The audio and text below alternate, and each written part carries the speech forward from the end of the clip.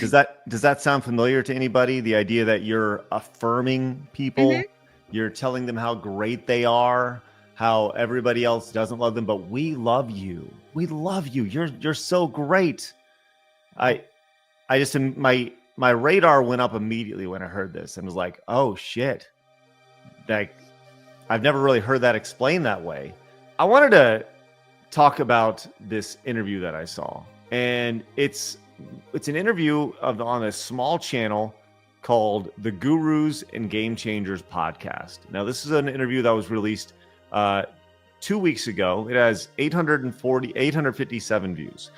I'm going to encourage you guys to go watch this entire thing because it is a fascinating 29 minutes and 17 seconds to listen to. But I wanted to kind of pick a couple segments out here because as I was listening to this, I was floored by some of the analogies that he used and some of the things that we are seeing in society today, specifically when it comes to being in a cult. Now, the title of this is TV Star Escapes Cult After 20 Years.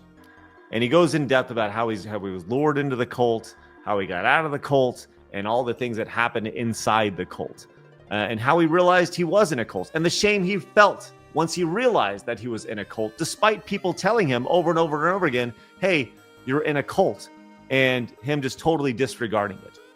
But the actor here is a guy named Dar Dixon, and he is like the epitome of like the guy that you've seen in that thing. Okay. His acting career, Dar Dixon, actor and producer, renowned actor, producer, director. His remarkable career in Hollywood is only one facet of his extraordinary life. He's moved 80 times, and he's been in like a lot of CSI shows, which is a big show here in the United States. You saw CSI Vegas, CSI Los Angeles. He's been in a bunch of like, shorts. NCIS. That's what I meant. Whatever. So he was in Silicon Valley for an episode. He's been in a lot of things like once, as you can tell from his IMDb here.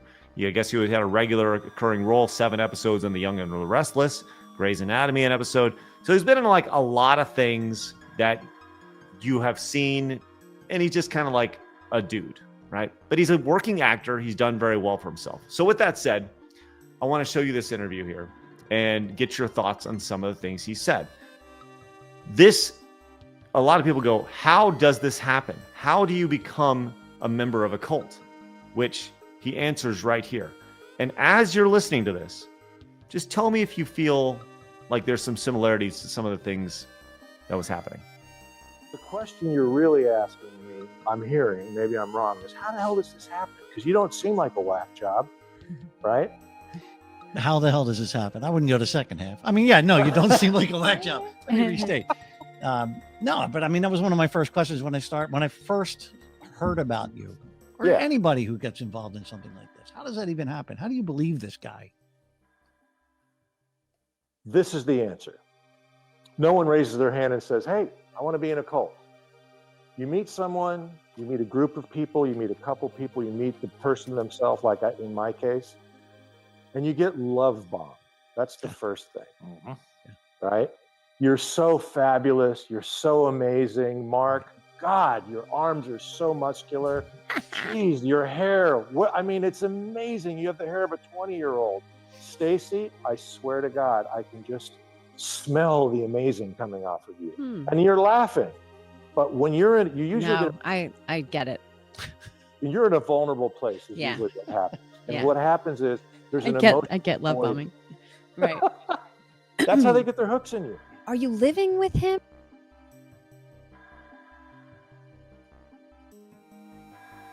You're muted.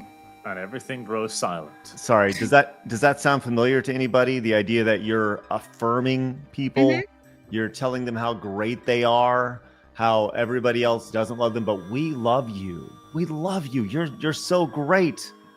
I just my radar went up immediately when I heard this and was like, oh shit. Like, I've never really heard that explained that way. This oh, you're the best. But I don't know. What are y'all's thoughts on that? It's the Skittles agenda.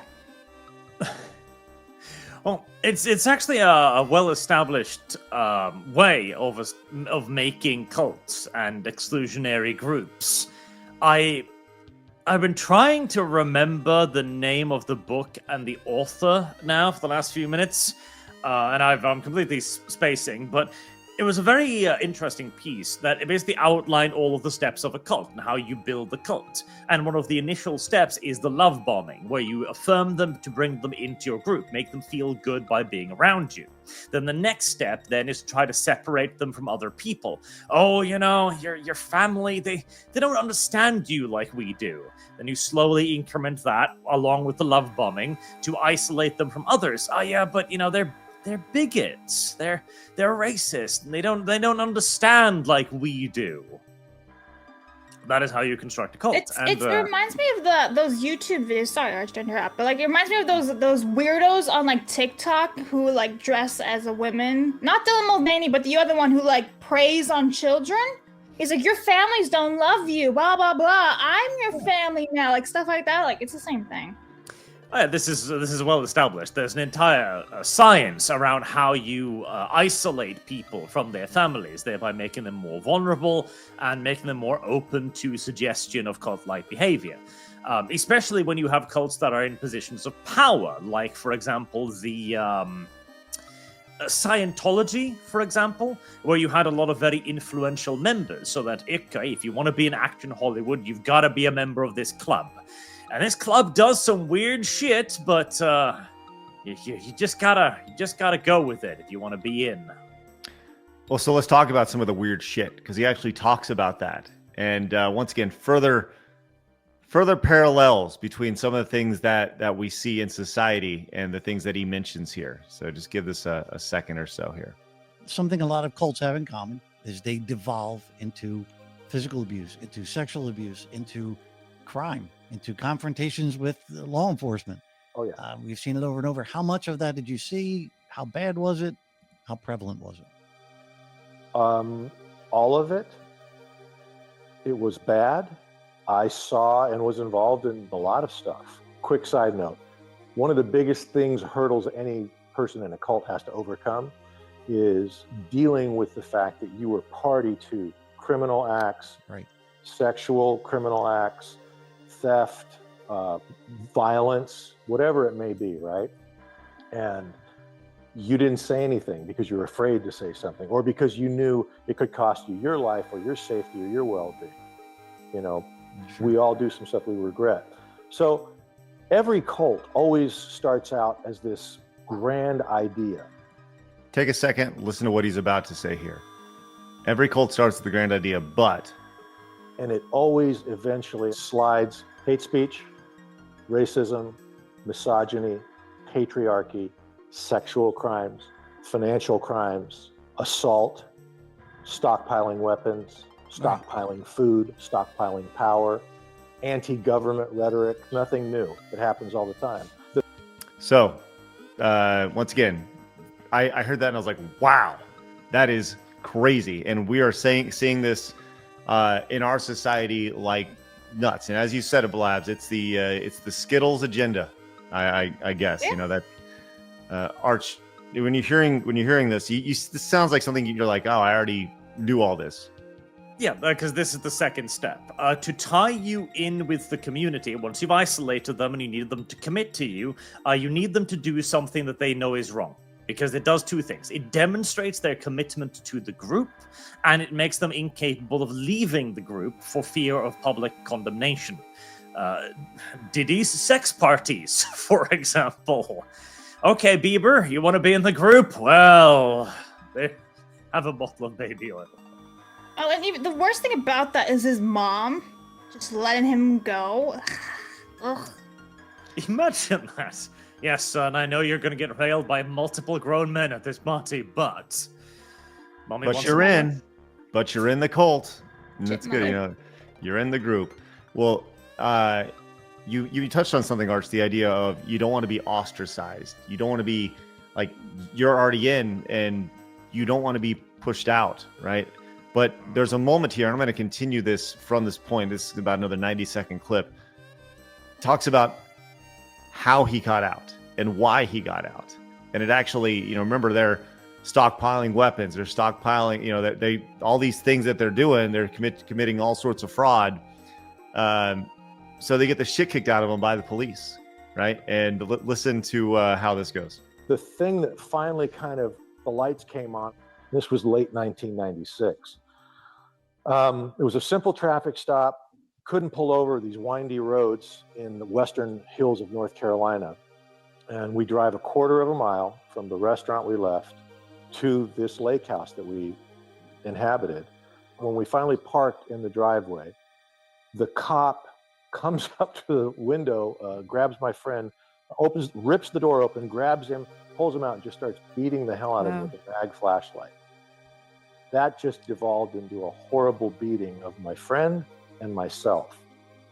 And that's when I was like, okay, time to leave. And the thing that really caused me, like, okay, I'm going to be in trouble. Okay, I've got a lot of, the law's coming after me. I could do jail time, all this stuff. The thing that bothered me the most was the betrayal of my friends. I'm confused. I'm sorry. So wait, so someone pulled you over. Was it a Police officer? Police officer pulled you over and beat you. Correct. Then that became too much for you, and you said, okay, this is getting too incendiary. I got to get out. Oh, yeah. Oh, yeah. Where did you go? Yeah, what'd you do? What's the next I step? came back to California. And to whom? To someone? My parents showed me more grace than I deserved. Aw. So he gets the shit kicked out of him from the cop. And while, yes, that was bad, his true shame was the idea of leaving the cult. Like, wow. I was kind of amazed by that. Therapeutic beatings. Yeah. Yeah. Need Some more of people that, need a Noah. good slap, Yeah. And in this case, too, the only reason why he got out was because there was still a support structure waiting for him. The family was still willing to take him back in and help him out after everything. So the cult didn't finish its job, I guess. Well, and to further that home, right? He had the support system. He went back to his parents, and his parents were there waiting for him. And he continues on saying, at this point, he was 35 years old. He was 35 years old, and his parents welcomed him back. Like, it's never too late, And you wonder, like, it took a pretty dramatic and traumatic moment in his life for him to kind of truly wake up and realize, like, yo, this has probably gone on a little bit too far, as he's witnessing all these weird sex things. They're doing all these illegal activities. And it finally woke him up. And he's like, whoa, like, shit, I should probably get out of this. He later goes on to say it took him 3 extra years.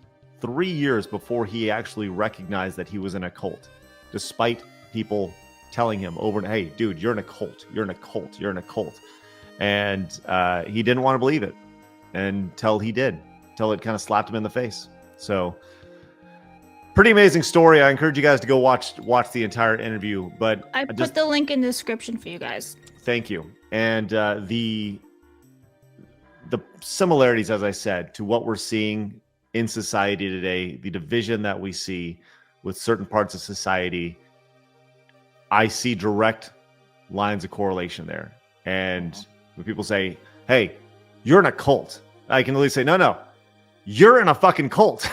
like, it's there. It's all right there. So amazing stuff. Amazing. Thank you for letting me share that with you guys, because that was something it's been on my list to share with you guys for about a week. So, Interesting for sure. yeah. We should have them on someday. The interviewers, yeah, that'd be fun. Why not? I haven't really seen much more of what they do outside of that singular interview, but it was good. Yeah. All right. Mercenary says this cult stuff is the norm in Hollywood. Yes. They're trying to pull this in the gamer side. Mm-hmm. Also, a good number of cult lead back to bankers. All right. I mean, there's a lot of like a half confirmed like rumors and conspiracy theory level stuff, like the spirit cooking debacle. Don't Google that. I will not. Arch, I have a pretty steadfast rule. I don't really Google a whole lot of what you talk about on this show.